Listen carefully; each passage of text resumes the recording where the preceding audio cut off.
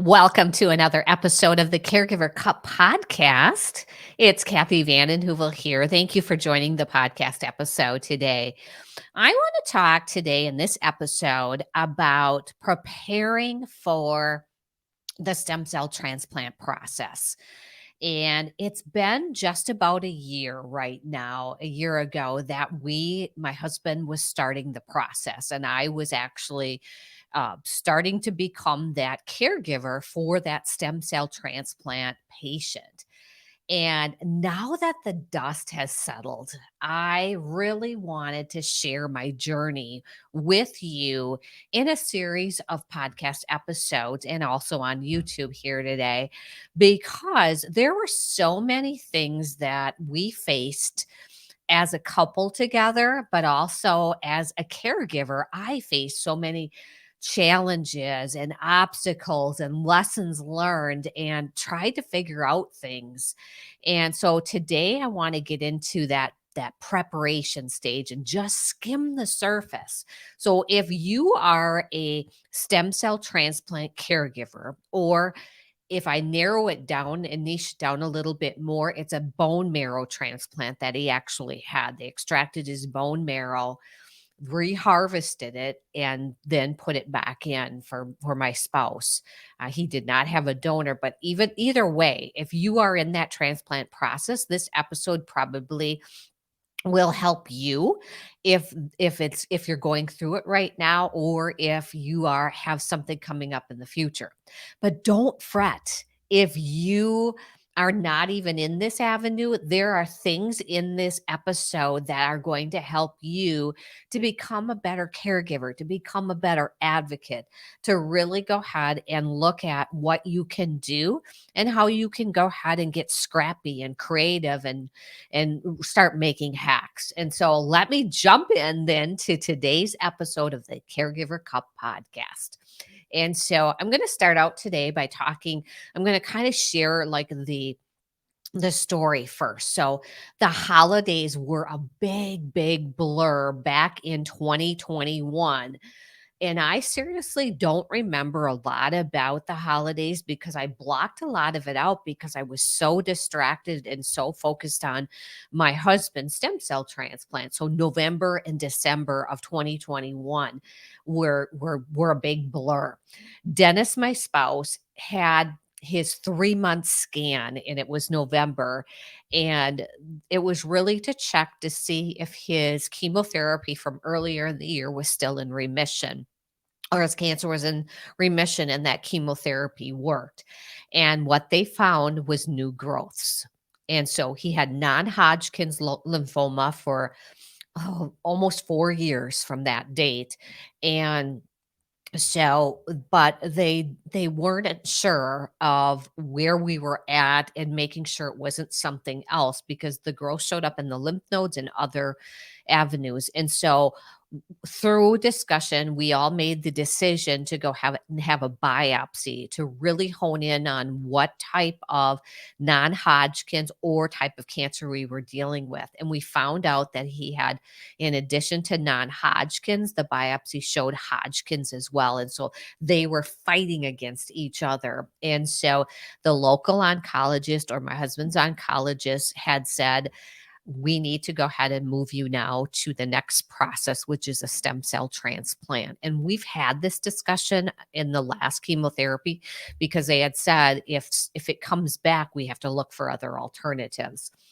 And so the first step after this biopsy was to go ahead and have this pre stem cell transplant biopsy, so that they could, in Kathy's terms here, could shrink as much as possible and clear out the cancer as much as possible. And so they did that. He did that from where we live in Green Bay. They did that from Green Bay. So we had 3 rounds of chemotherapy in November and through December, which really took a lot out of him. We had another I remember it being like New Year's Eve or something like that, where he had the scan again to confirm that the chemotherapy worked and we could take that next step to the stem cell transplant process. And it confirmed it. But the whole time, my emotions were in overdrive.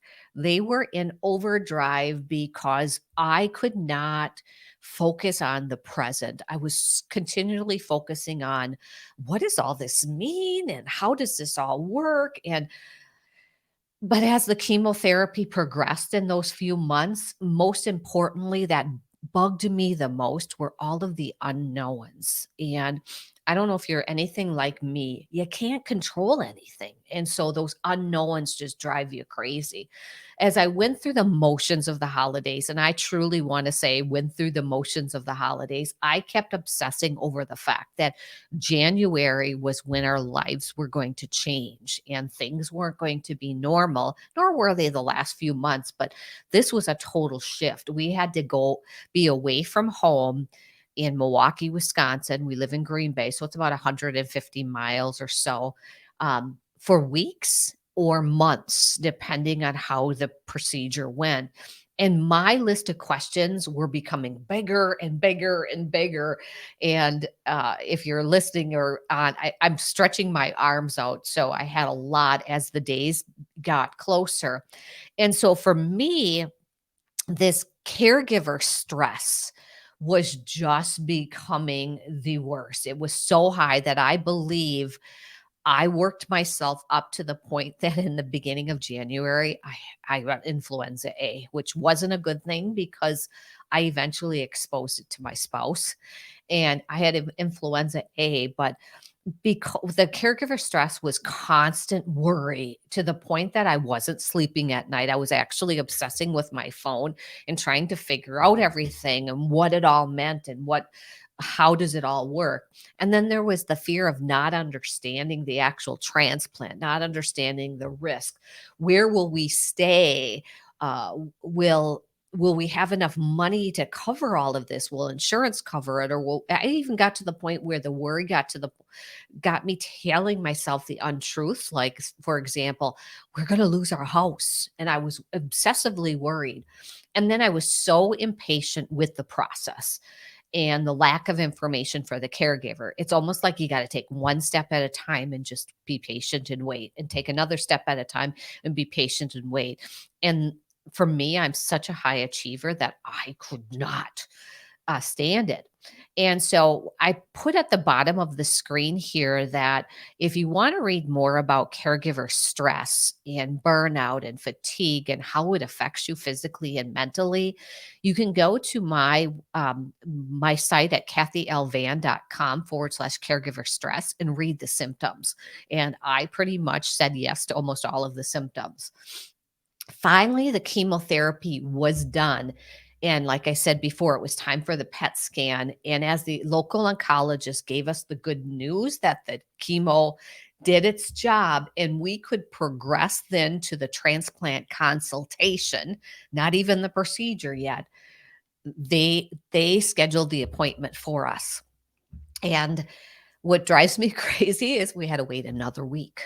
We had to wait another week, but as soon as we drove home and we got home, the light switch went on. And what I mean is all of these emails flooded my husband's email box. He had a phone app from the clinic, and all of it kept going bing and bing and bing.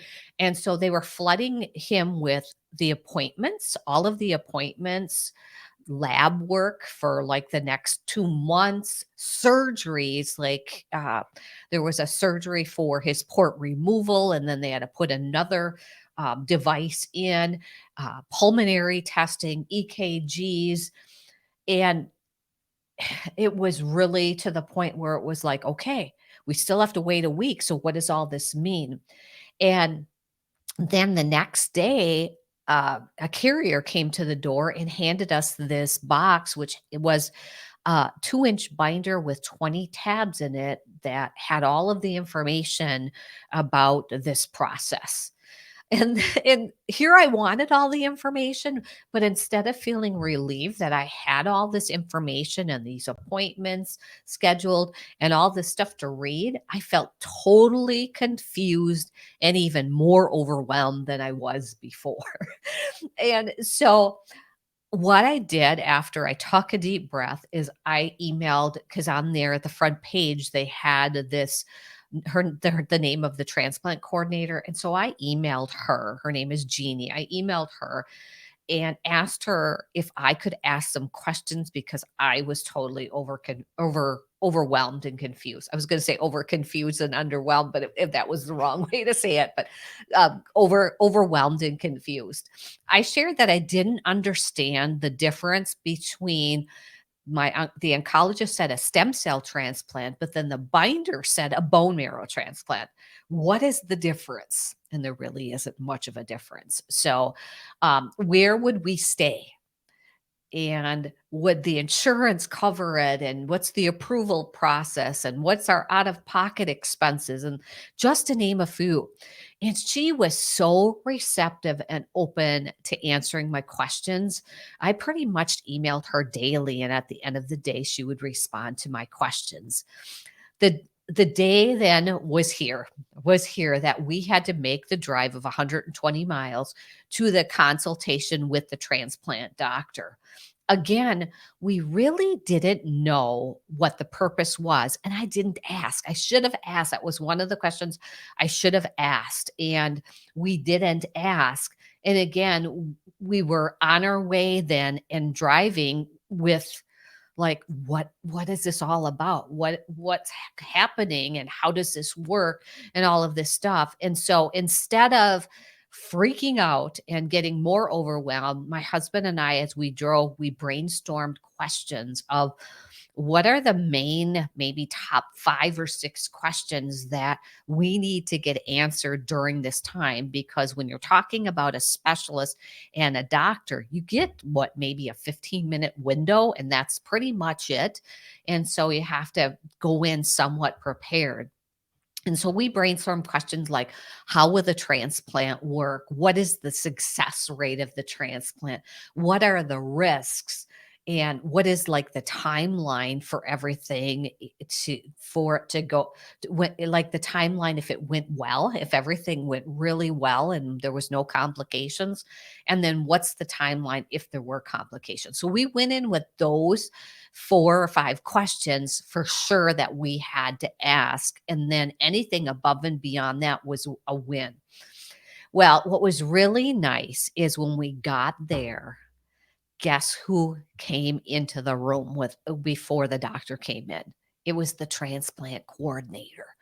And so she could go ahead then and answer some of our questions that we had, like the logistical stuff of how we're going to stay. Kind of a sidebar is, the housing that we wanted to stay at, or they recommended we stay at, it was a nonprofit place called Kathy's House, not my name at all, but Kathy's House.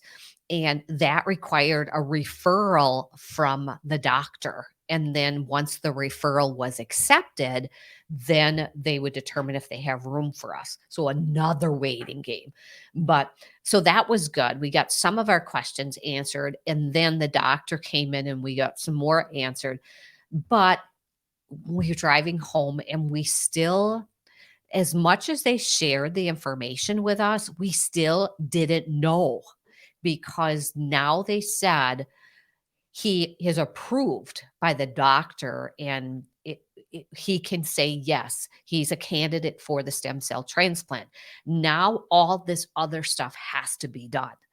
The pre-approval by the insurance company, the referral to the housing, um, and then all of the other things too. As far as my husband's disability, he had to go from short-term disability to his long-term disability, knowing that he was going to be needing long-term disability after the transplant as well. I had to determine my caregiver leave. I was fortunate enough to have a company that offered a few weeks of caregiver leave. And then after that, I had to determine, was I able to work off site, or do I have to take time away? And so that was all dependent on the accommodations and my boss's approval and all that kind of stuff. So everything was a waiting game again. And then things kept going through my mind, like, we have to prepare now, like, who's going to take care of our house and our snow removal? Who's going to take care of our fur babies, our two dogs? I was caregiving for my mom. And so who is going to take on that responsibility? And so those were all of the things going through your mind. It was almost like, oh my gosh, you go from stress to a little bit of a relief to more worry to a little bit of relief. And so it was just this big, long waiting game. What I discovered while I was going through that process and now rehashing it all, whoops, I'm going to show you this one. Rehashing it all was one of the biggest gaps I see and I feel that there was in this process was there wasn't a lot for the caregivers. There wasn't a lot. Let me back up here a minute once. This is the binder that we receive. And if you look into this binder, there when I looked at this binder, there were only little blurbs in there of why the patient needed a caregiver. The patient needed a caregiver so they could go ahead and have transportation to and from. They needed somebody to ask questions and they needed support after the stem cell transplant process. Well, the biggest thing that we talked about with the doctor is they wanted to try my husband as an outpatient versus an inpatient because he he definitely was a strong candidate and we agreed. So there was nothing in this binder at all to say how to care for your spouse each and every day. And now that I look back on it, I had to drive him and be with him at the clinic and at the treatment area each and every day. And then we would go home at the end of the day and then bring him back into the room. He had to stay isolated in our housing and he I had to go cook his meals and bring him into the room where he had to stay 24/7 except for the walk out and the car ride. So he had to stay isolated. And during that whole time, I was his nurse from approximately 5 p.m. until 7 a.m. the next day. And so it was 24-hour care. And things that I didn't know was cooking his meals. He had to be on not a special diet, but everything had to be cooked and bacteria free, meaning no raw vegetables, no raw fruit, especially during this process, because anywhere that bacteria could grow, he couldn't have. I couldn't go to the deli and order something from the deli where somebody was touching it, or there was a potential that food was sitting out for more than a day. He couldn't have anything if we had a leftover, he had to have it the next day or we had to throw it out. So there was this big laundry list of food that we have to go through. And I'll get into that in another episode. But simple things like understanding what all of these his lab numbers are and knowing and understanding what that means. What is a low platelet count? What is a high white count mean? All this kind of stuff. Recognizing the symptoms and what I can do and what I can't do when I'm there with him, how to do all the nursing stuff and what do you need. For example, anti-nausea medicine, anti-diarrhea medicine, cleaning the room. The room had to be cleaned every single day. And so how to take care of yourself too, and how to take care of myself during these challenging times. And in a future episode, I'll talk about how I finally understood after once he was in a through his stem cell piece and he was out of a lot of the danger pieces and he was in monitor status, how I backed down on being at the clinic and took more accountability of my own time while he was being taken care of at the treatment center and the clinic. And so I'll talk about that. But yeah, where do you find time when you're caregiving for your loved one 24/7? It was very much. And so that's why I feel one of the biggest gaps there was not enough information for the caregivers. You're left to fend for yourself, figure it out for yourself, learn and fail and win and learn and fail all the way along the time. And you just figured it out. So, in the next few weeks and in the next few episodes, I'm going to talk about some of these things in more detail. I'm going to get into the all of the uh, medical things that had to be done before the transplant. I'm trying to think of the official term. And then what happened during the transplant process to the post transplant process, and really talking about that because that's why in 2023, I think now that I can sit back and absorb all of this and really look at this, I think that there's a lot that I can go ahead and share with you as a caregiver, as a friend that's going through the transplant process, because if we can go ahead and add to like a resource list or add tips and hacks, it's going to make the journey a lot easier. I think clinicians and the medical community does a great job when it comes to taking care of the patient and giving them resources and answering their questions. But as a caregiver, they don't have the time. They don't have the resources, and that's where it falls short. And so that's where I want to focus in on more and really doing that. So I want to thank you for listening to episode 151 of the Caregiver Cup podcast, all about preparing for that stem cell transplant, or better yet, that bone marrow transplant. And as we go through the following weeks, I hope I can provide you with more insights and ideas and thoughts to be a better caregiver during this time, not only for you, which is a totally the most important piece right now, but also for the patient. And you can be a better advocate and you can be a better caregiver because you're taking care of yourself. And how does that all balance out? So thank you for listening. And as always, always, it's so important to look at your cup today and ask yourself, are you filling your cup? Because keeping that cup filled is what's going to make you and sustain you when it comes to being the best caregiver that you can be. Bye for now.